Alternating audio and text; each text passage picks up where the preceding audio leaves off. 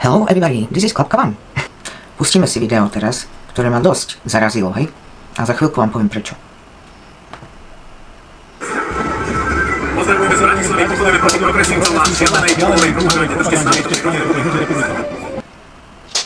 Chápete tomu? Proste oni sa tu mobilizujú, fašisti doslova len proti LGBTI ľuďom.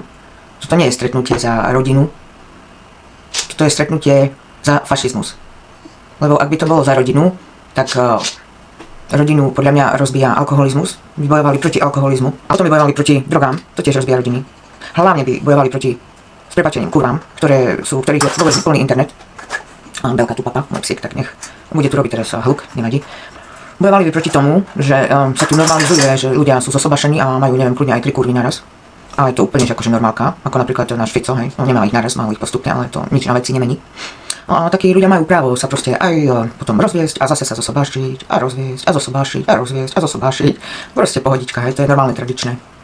Jediné, čo je tu zlé, sú tie skúrvené lesby, gejovia, všetko možné. Psi, satany a neviem čo, však to na hlavu postavené, hej. Úplne dehumanizujú ľudí. Proste na tom zhromaždení za rodinu, tam sú ľudia, ktorí žiadnu tradičnú rodinu nemajú, tak vlastne oni idú proti sebe a mali by byť vďační, že sme tu my. Lebo keď my tu nebudeme, oni budú terčom ďalším. A Rómovia ďalším. A všetci ostatní by sa mohla pokračovať, ako fašizmus funguje a ako sa dostáva k moci. Ale to by bolo na dlho a tak históriu by si mal každý doštudovať, aby vedel, o čom toto všetko je. Hej. Buďte radi, že sme tu, že sa kope len do nás, že to proste nie ste vy. Lebo dobre vieme, ako to niekedy bolo. Rozvedené ženy vadili, hej, to bolo niečo hrozné, keď bola žena rozvedená.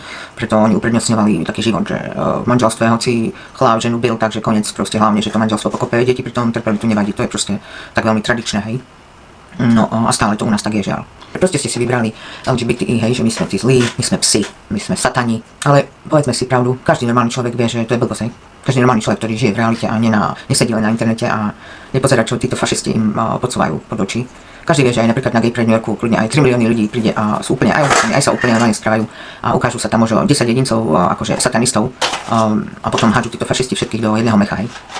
To je fašizmus, to presne oni robia. Takže to stretnutie vôbec nebolo o rodine. Bolo to čiste len proti LGBTI agende.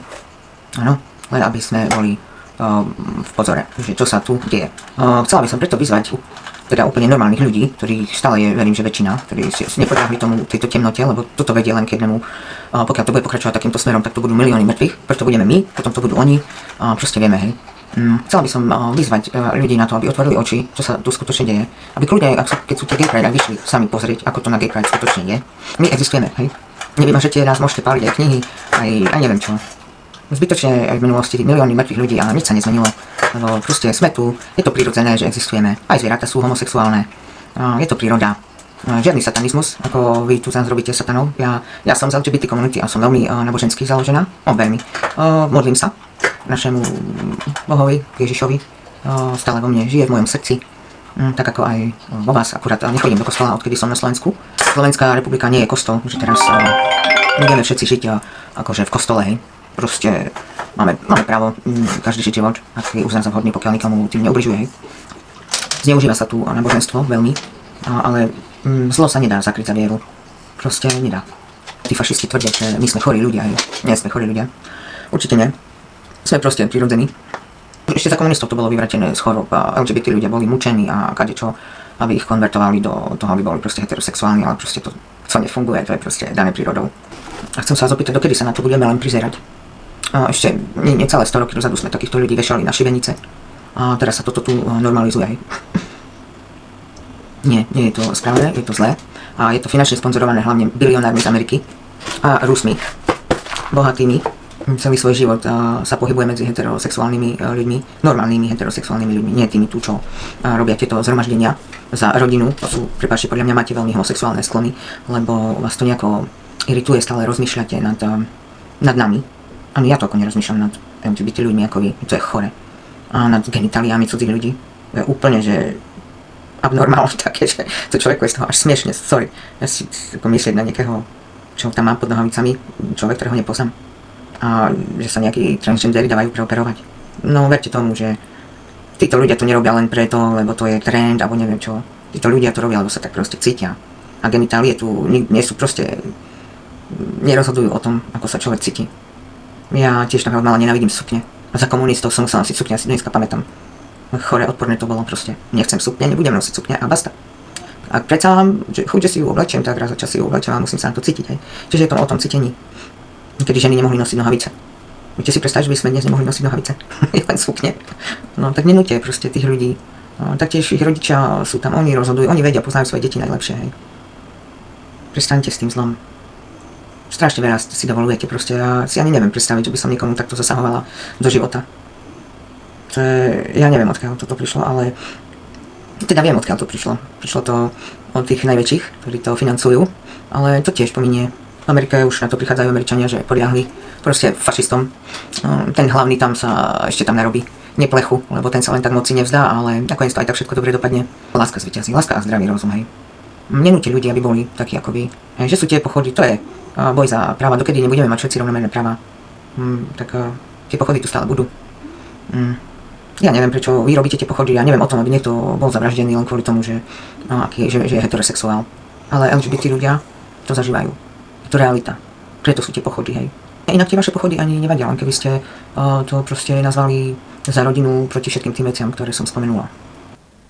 A čo sa týka vašich detí, to bez urážky, ale tak asi musia byť riadne mentálne zaostalé, keď si s nimi neviete sadnúť a vysvetliť im, že existujú aj takí ľudia ako my. A je to realita, ktorá sa nedá skryť. A oni ju vidia. Všade vo svete žijú takí ľudia ako my. Že klamať im a mne to príde ako fakt story za komunistov, čo deťom sa verilo, že Bocian priniesol dieťa. Mazať deťom mozgy. Chýbajú mi časy, kedy ešte pred tým fašizmom, ten fašizmus nastúpil v roku 2016, ja si veľmi dobre pamätám. S kamoškami sme sa ešte smiali, že niekto taký ako Trump môže kandidovať. V živote by som si nepomyslela, že vyhrá voľby fašista, ale že ukázalo sa, že vo veľa ľuďoch je veľa zloby. Dal sa prezidentom, dokonca druhýkrát, ale už aj tam to končí. Tedy prišiel ten zlom, kedy sa začali kaziť vzťahy medzi ľuďmi. A útoky a kadečo, proste on naočkoval všetkých tou zlobou. A potom to pokračovalo, čo sa týka LGBT ľudí z tej ruskej strany a za mňa úplne rovnaký fašizmus, hej. To vôbec tam nevidím žiadny rozdiel v tomto.